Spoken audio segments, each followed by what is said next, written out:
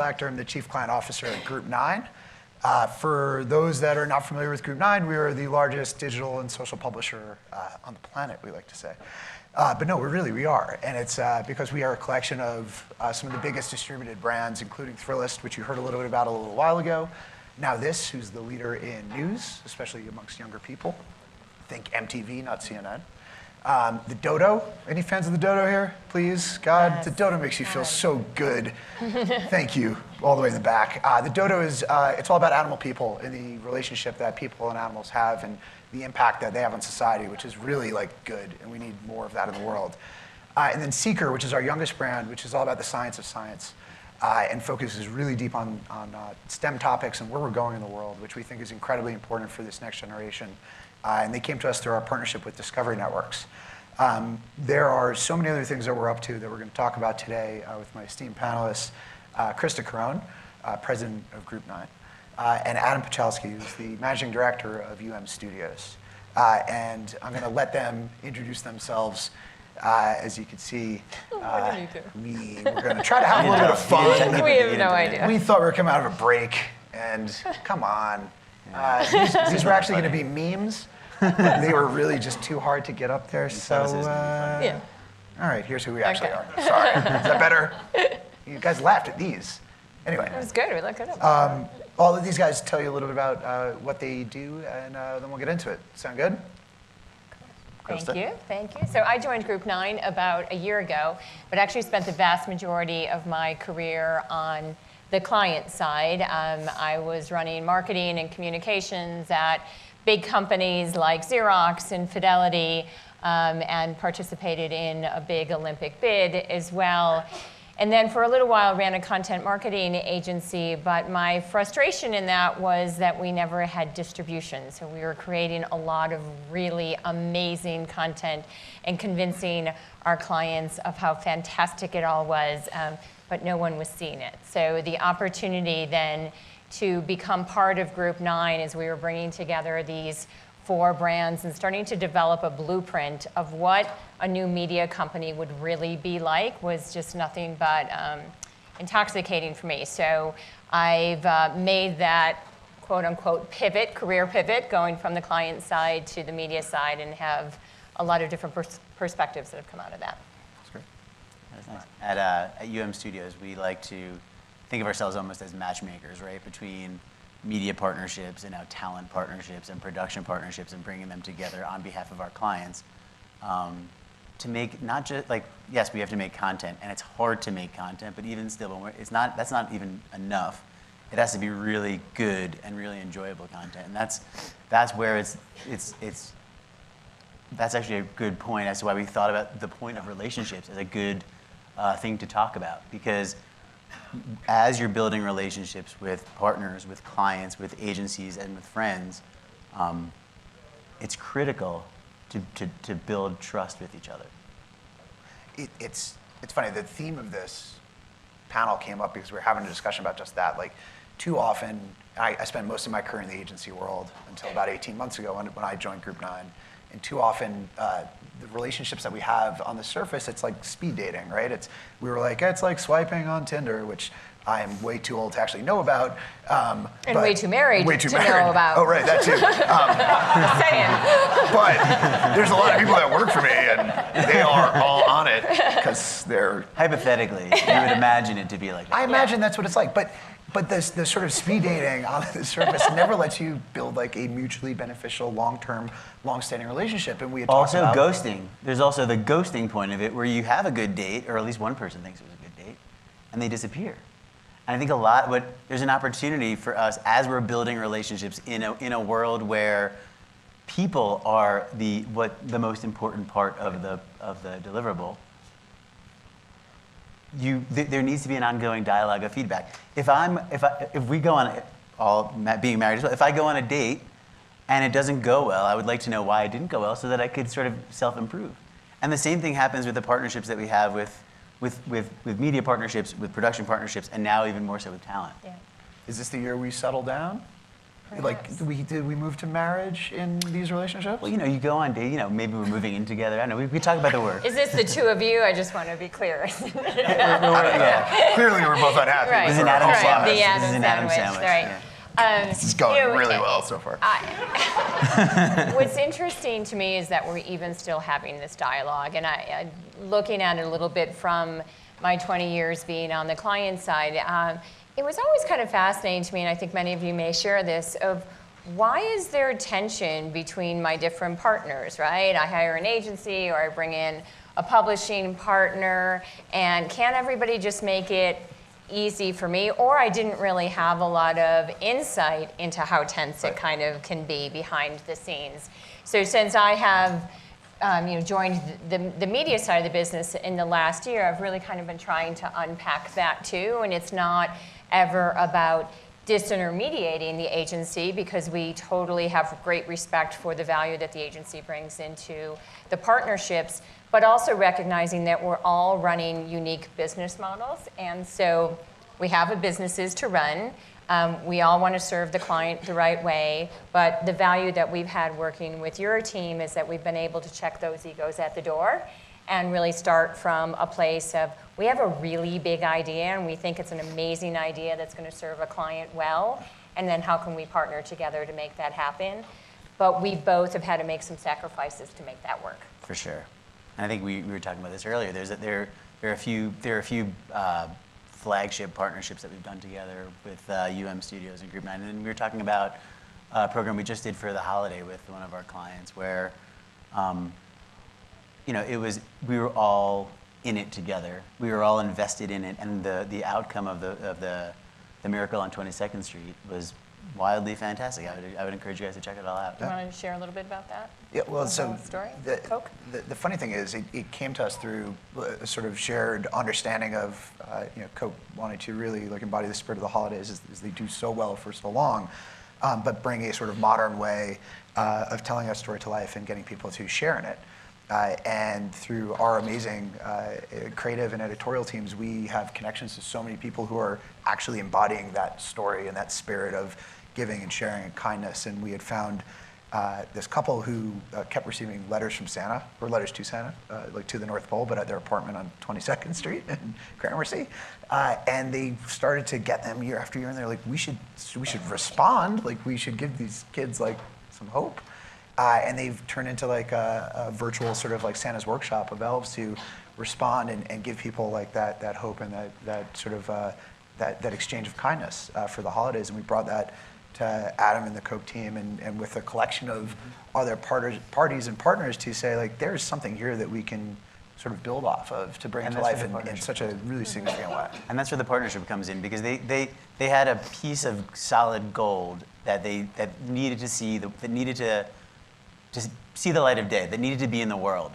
And we're coming to us and figuring out a way to position it to the audiences of Coke. I mean, and illustrate that they're bringing happiness to the world in the holiday time when everyone else is just saying the same sort of thing, was really exciting. And that's sort of where the relationship came in, because as interesting new things come to fruition, we're able to bring it to life for our clients. But let me share a little bit of behind the scenes, what was happening in our business too, as we took a look at this, because it was a wonderful opportunity that Coke brought to us, and in the partnership with and a shout out to Kate from Coke, who's here, who really trusted a lot of us as we pulled together the different elements of it. But there are certain audiences that needed to be met and addressed as part of this campaign.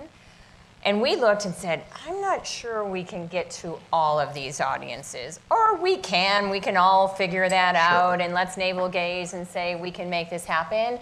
Or let's bring in other media partners where we know that we can build truly a holistic campaign that checks all of the boxes that are going to be important for Coke. So it was a moment of not pretending that you could do everything, and being willing to compromise some dollars on the media plan and hand them over to somebody else who we knew was going to be able to address a target audience that didn't as tidily fit into who Group 9 serves every day. I think it was a real moment for us as a team, because people don't tend to share that much in terms of moving dollars off of one plan to another. But I do think it helped us to build more trust with you and build more trust with the client. And at the end of the day, we were able to deliver really very solid results across the board.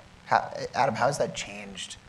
Like, how has the nature of like how a deal like that came up? Like, how has that changed the way you guys organize your teams? How you seek different talent? Like, you come from the creative side of the business and are now sort of trying to like reinvent. Well, what we do is we try to make sure that there are content experts and creatives embedded in the media teams, so that we lead with ideas when we're putting together a media plan, which then leads to an RFP, which we now know there isn't an RFP in 2019 that comes back without custom content on it. By having creative teams sitting with the data folks up front, upstream as a scrum, we're able to sort of ensure that whatever the ideas come back, they're all, I hate to use this metaphor, but they're birthed from the same mother. They may not look identical, they may not feel identical, but they're definitely not disparate. And they're authentic to the audience that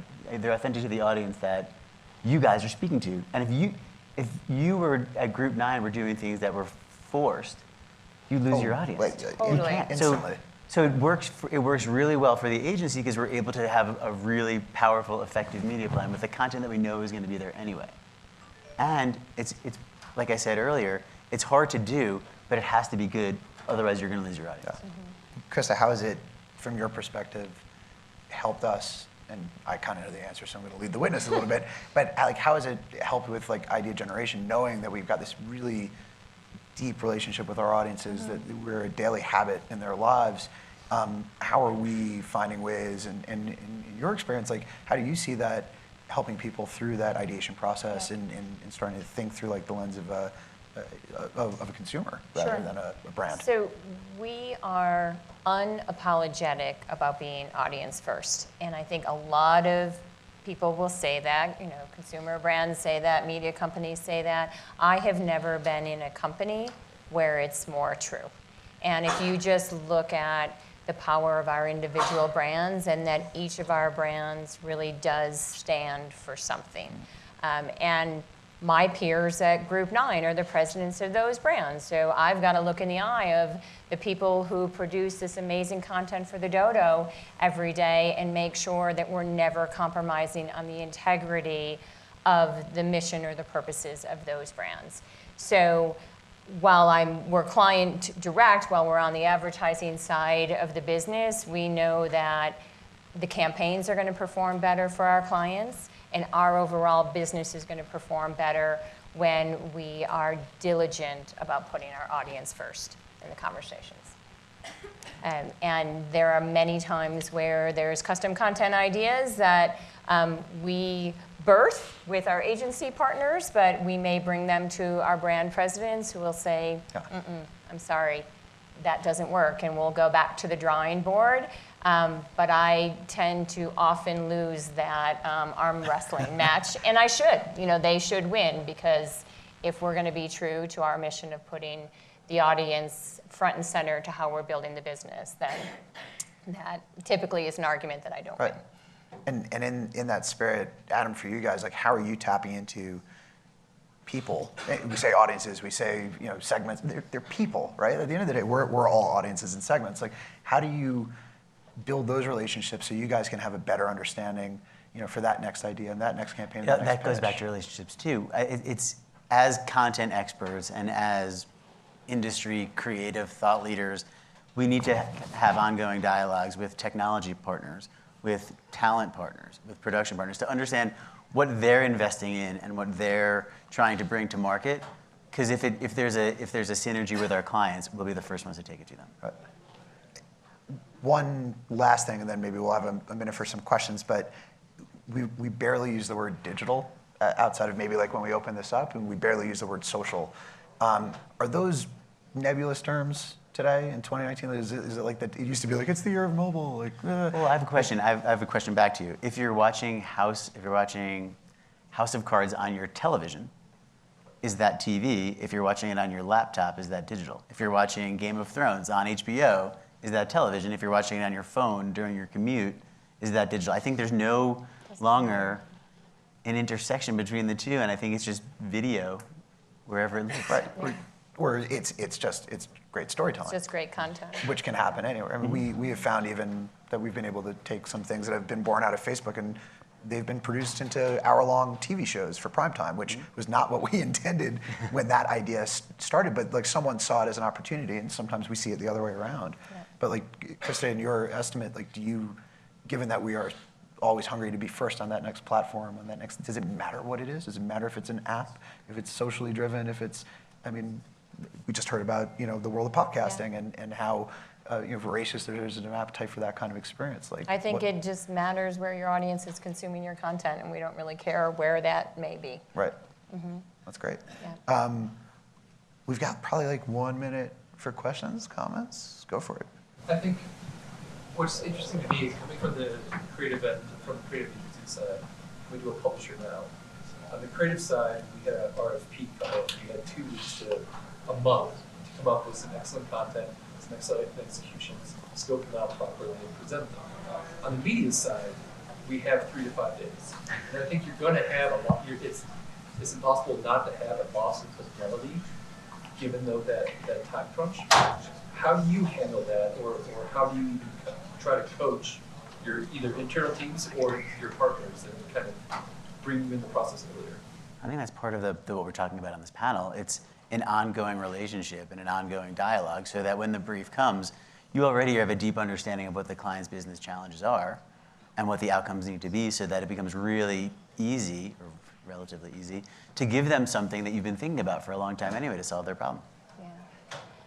I'd also say it's not uncommon for somebody to come to us and say, hey, this brief is coming, but trust us, it's really coming, and can you get ahead of it because it's going to have this ridiculously tight turnaround? Can you reserve some inventory for us?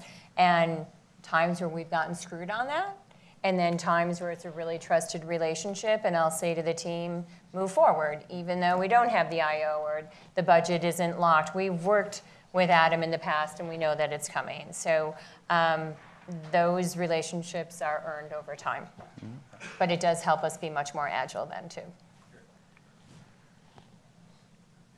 Anyone else? Well, if not, thank you guys so much for listening to us. Are we swiping right then? We're swiping right. We're swiping right. Right way. Thank you guys so much. Thank you.